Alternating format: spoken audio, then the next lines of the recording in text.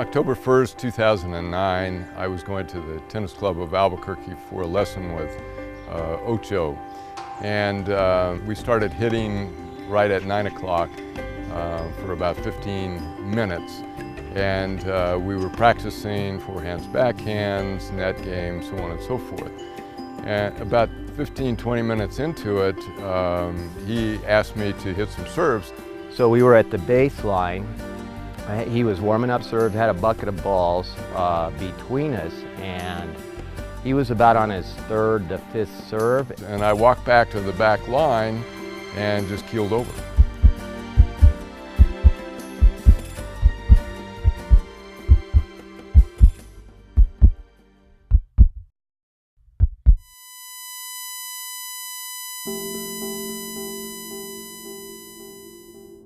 I didn't know what to do, so I ran into the pro shop and had them call 911. I looked over and I saw Van laying on his back in the pros court and some people gathered around. So I asked anybody, we were playing in a foursome, I asked anybody there if they were a doctor, and no, there wasn't. So I ran over and I checked his, got straddle of him, I checked his airway and checked his, tried to get a heartbeat, and I could barely hear a heartbeat. His nose was turning blue, his lips were turning blue, and his ears were turning blue on the edges. So I started compression, and as I continued with that, I saw his lips starting to take color, his nose and his ears. You know, Warren was just pumping away on my chest. The EMTs had a AED with them, and they were able to get my heart started. And then they put me in the ambulance and took me over to the University Hospital. They called from the tennis club and they said, "Oh, Van has collapsed." And I was like, well, he didn't eat much breakfast this morning and he probably, you know, just fainted. And so then we hung up, and a few minutes later she called me back and she said, "No, he's really collapsed and the EMTs are on the way."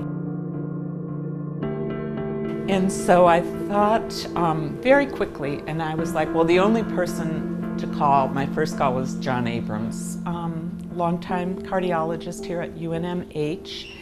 And John had recently retired and was a very, very close friend, Van's tennis partner for 35 years. And my memory of it is John was just like, look, just sign the paper and he needs to go to the cath lab. Don't worry about anything, any other test. Van came in with a ST elevation MI, the most serious kind of myocardial infarction.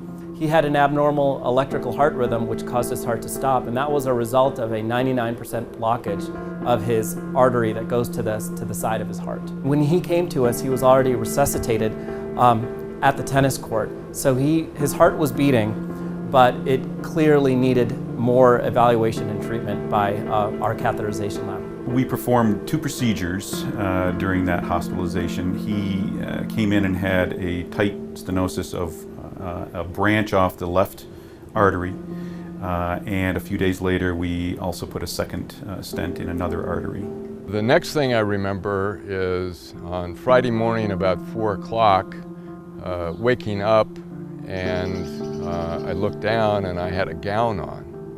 And I went crazy. I said, you know, what in the hell am I doing with this gown on? And my wife said, "You had a heart attack." And I said, "There's no way. You know, I am in good health, I exercise, I eat well, you know, all of those things." And she said, "You had a heart attack."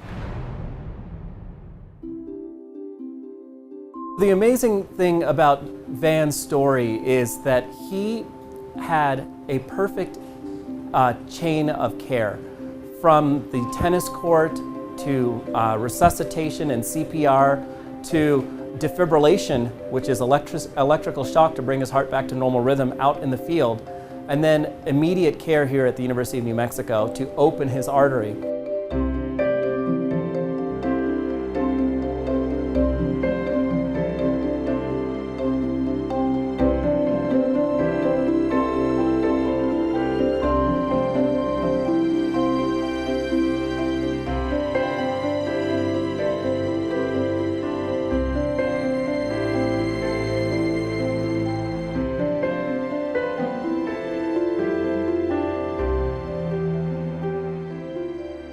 I felt so helpless after this happened to Van that the club actually does host a CPR course, so the first one they had, I signed up. CPR is extremely important. There's no way I'd be here today without the CPR. I think it's worth everybody to learn to do this, especially now. It's so easy to do. You don't have to do the breathing and just get right with it. And I'm sure it saves many lives. A side note to this is my mom and dad, before they passed away, gave me a little medallion. It was a guardian angel, so I just moved away and let everybody work and was rubbing and praying away. And anyway, Van made it, so I gave him that little medallion because it was his guardian angel. You know, what has happened is that I've been given a second chance.